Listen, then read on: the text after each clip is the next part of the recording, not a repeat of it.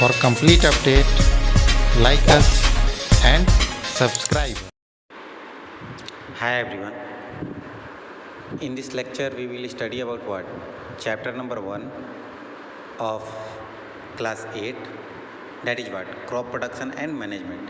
It means that कि how crop get produced, ठीक है, and their management. देखो, अगर आप किसी क्रॉप का प्रोडक्शन अगर करते हो तो without any management will you able to utilise that crop?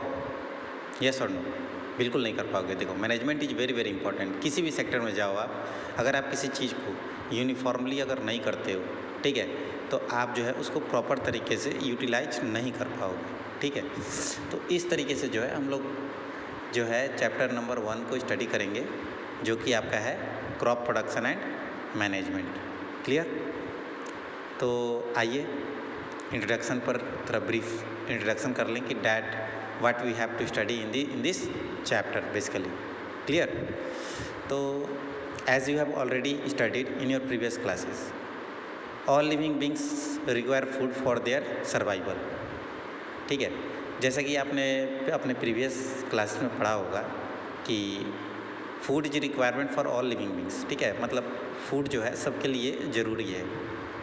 किसके लिए? जीने के लिए। ठीक है, एंड एनर्जी, क्योंकि फूड से ही हमें एनर्जी मिलती है। ठीक है, and that is utilise by organism, और वो एनर्जी किसके द्वारा? ऑर्गेनिज्म के द्वारा यूटिलाइज होती है for carrying out various function, बहुत सारे फंक्शन को करने के लिए, जैसे कि हमारा डाइजेशन हो गया, रिस्पायरेशन हो गया, एक्सक्रिएशन हो गया। क्लियर? तो we get our food from plants and animal both. जैसा कि आप जान सकते हैं, जैसा कि हम जानते हैं कि जो हम लोग जो अपना फूड है वो किससे बनाते हैं? प्लांट्स एंड एनिमल दोनों से। ठीक है, the branch of science that deal with growing of plants and rising of animals for human use is called agriculture. देखिए, बेसिकली हमारा एग्रीकल्चर होता क्या है? भाई, एग्रीकल्चर एक ब्रांच ऑफ साइंस है जो कि हमें ये बताता है कि हाउ प्लांट गेट ग्रो, ठीक है, and rising of animals for human use, और एनिमल को मतलब कि बढ़ाने के लिए नंबर ऑफ एनिमल्स बढ़ाया जाए, जो किसके लिए यूज होता है? ह्यूमन के लिए। ठीक है, उसे आप क्या बोलते हो? Agriculture. And it is the world largest and most important industry. और ये जो है हमारा क्या है? ये हमारा मोस्ट इम्पॉर्टेंट है और वर्ल्ड का सबसे बड़ा लार्जेस्ट सेक्टर है। ठीक है, टिल 10,000 BC, 10,000 BC। ठीक है, people were nomads, it means they wander from place to place in the search of food and shelter. देखो, 10,000 BC से पहले मतलब जो पीपल थे वो क्या करते थे? मतलब इधर से उधर मूव करते थे अपने फूड के सर्च में और शेल्टर के सर्च में। ठीक है, और वो जीने के लिए क्या करते थे? रॉ फ्रूट्स को खा लेते थे, ठीक, रूट्स को खाते थे, वेजिटेबल को खाते थे, एंड हंटेड एनिमल्स, और जानवरों को मार के खाते थे for their food. And they learn to plant seeds and grow plants for food. और वो क्या करते थे? मतलब प्लांट्स के सीड को समझते थे, पढ़ते थे, एंड प्लांट्स को से ग्रो करते थे। ठीक है, दे बेसिकली थिंक कि how the plant get produce with the help of seed, they learn. Clear?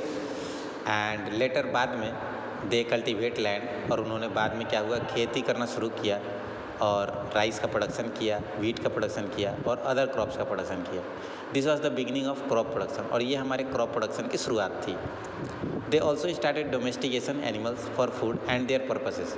और वो क्या करते थे?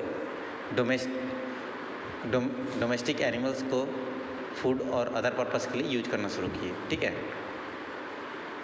And next what? Cultivation of crops.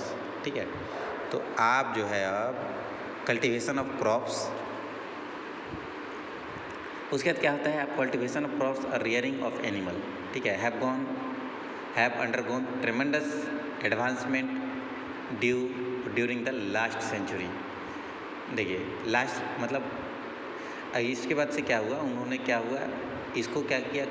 Crops के कल्टीवेशन को और एनिमल्स रेयरिंग ऑफ एनिमल्स को एडवांस किया, ठीक है, बेसिकली वो अपना रिसोर्सेज को डेवलप करने के लिए।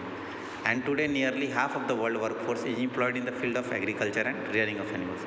और इस तरीके से आज जो है मतलब कि वर्ल्ड के आधे लोग लगभग जो है इस फील्ड से जुड़े हुए हैं, जो कि क्या है एम्प्लॉयड है, ठीक है, एग्रीकल्चर और रेयरिंग ऑफ एनिमल्स से। In India nearly 70% of population work in agriculture sector. और इंडिया में जो है 70% आबादी क्या है एग्रीकल्चर सेक्टर से बिलोंग करती है। एग्रीकल्चर रिवॉल्यूशन और green revolution began in 1960 in India. और एग्रीकल्चर जो आपका ग्रीन रेवोल्यूशन है वो 1960 में इंडिया में शुरुआत हुई, जिसके कारण